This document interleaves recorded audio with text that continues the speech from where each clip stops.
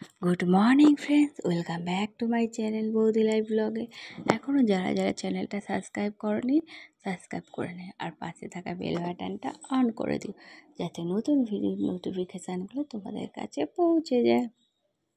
তো আজকে আমি তোমাদের রিকোয়েস্ট ভিডিও নিয়ে চলে এলাম। হ্যাঁ, তোমরা অনেকদিন ধরে রিকোয়েস্ট করছিলে যে বৌদি তুমি শাড়ি পরে ব্লগ দিও, কমেন্ট সেকশন ভরে গেছে। তো শাড়ি পরেই আজকে ব্লগটা স্টার্ট করলাম। আর অবশ্যই কমেন্ট করে বলবে কীরকম লাগলো না লাগলো, বুঝেছো? তো চলো আমার এইদিকে বিছানাপত্রগুলো গুছিয়ে নিই, কারণ আজকে না ঘুম দিয়ে উঠেছি অনেক বেলা করে, বুঝেছো তো? এই কারণে ভাবলাম যখন ঘুম দিয়ে বেলা করে উঠেছি ধীরে সুস্থে কাজ করবো। আর বৃষ্টি ওয়েদার, তো রাতের দিকে বৃষ্টিটা হয়, ঠান্ডা ঠান্ডা ওয়েদারে না বেশ ঘুমটা ভালো হয়, আর ঘুমটা ভাঙতেও বেশ লেট হয়ে যায়। তাই জন্যেই একটু বেলা করে উঠলাম, উঠে ভাবলাম না ঠিক আছে চলো বেলা করে উঠেই কাজগুলো সারবো। তো এই দিয়ে কাজগুলো সারতেও স্টার্ট করে দিয়েছি। এখানে বিছানাপত্রগুলো একদম হয়েছিল নোংরা, তো বিছানাপত্রগুলো কাজ আরম্ভ করে দিয়েছি। তো চলো বিছানাপত্রগুলো গুছিয়ে নিয়ে তারপর কী কাজ বাকি আছে না আছে সেগুলো করতে থাকি, বুঝেছো? আর তোমরা ভিডিওটা স্কিপ না করেই দেখতে থাকো। হ্যাঁ চলো। আমার বিছানা মোটামুটি গোছানো কমপ্লিট হয়ে গেছে, দেখতেই পারছো। ধরো ঝাড়ু করে দিয়ে ঝাড়ু করে দিয়ে এবার ঘরের কাজগুলো কিটুনাটি সারতে হবে। হ্যাঁ, তো চলো বিছানায় দেখো। আর এত গরম পড়েছে না, গরমে না বিরক্ত লেগে যায় জানো তো, এই কারণে ভালো লাগে না। তো চলো বিছানাটা ঝেড়ে নিই। হ্যাঁ, দেখো বিছানা ঝাড়াঝুড়া হয়েও গেছে, দেখছো? এবার চলো বিছানা ঝাড়া হয়ে গেছে, ঘরটাও নোংরা হয়ে আছে। হ্যাঁ, ঘরটা পরিষ্কার করে নিই, বুঝেছো? কারণ ঘর পরিষ্কার করার পর ঘর পোছাপুছি বাকি আছে, অনেক কাজ কাজ আছে। চলো ঘরটা ঝাড় দিয়ে নিই। হ্যাঁ, ঘরটা ঝাড়া হয়ে যাক আর তোমরা দেখতে থাকো। হ্যাঁ, ঘরটা ঝাড় দিতে আরম্ভ করে দিয়েছি, দেখতেই পাচ্ছ।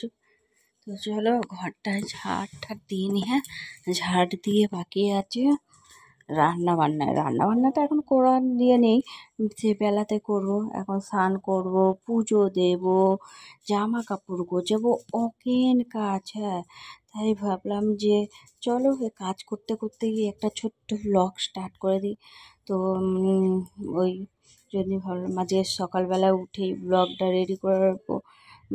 কারণ জানো তো আমার এটা ডেলি রুটিনের মধ্যেই পড়ে যেহেতু, তাই জন্যে। তো চলো এইদিকে আমার বাসনপত্রগুলোও ভাগা রয়েছে, দেখো কত বাসনপত্র। আগের দিন মাজা ঘষা হয়েছে, পরের দিন এই জন্য আর গোছানো হয়নি। তো এখন বাসনপত্রগুলো গুছিয়ে নিই, পরিষ্কার করে নিয়ে তারপর ঘরটার পোছাপুছি হবে। হ্যাঁ চলো বাসনগুলো গুছিয়ে নিই আমি। তো এই দেখো বাসনপত্রগুলো আমার গোছানো কমপ্লিট হয়ে গেছে। আর থেকে বেশি বাসন মানে সব মেজে রেখেছিলাম তো। হ্যাঁ, এই কারণে আর গোছাতে ভালো লাগেনি, শরীরটাও খারাপ ছিল, তেমন একটা ভালো লাগছিল না, সব রেখে দিয়েছিলাম। তো চলো আমার এদিকে বাসন গোছানো কমপ্লিট হয়ে গেছে। ওই ঘরে না জামা কাপড়ে ভোলা আটকে আছে, জামা কাপড়গুলো গোছাতে থাকি। এই দেখো দেখছো ভর্তি হয়ে আছে জামা কাপড়।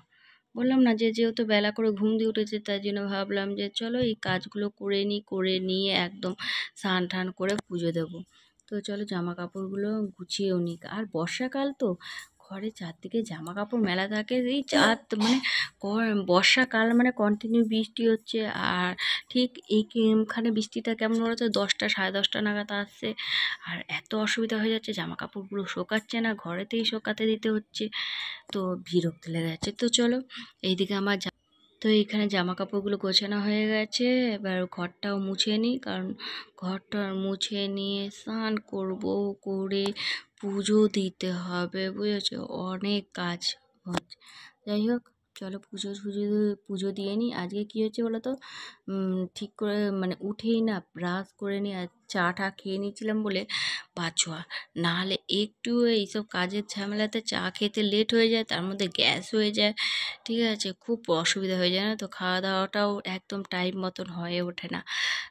রোগের উপর রোগ, তার মধ্যে এই হাঁটু ব্যথা এই সেই, ভগবান জানে এইসব রোগ কবে দূর হবে শরীর থেকে।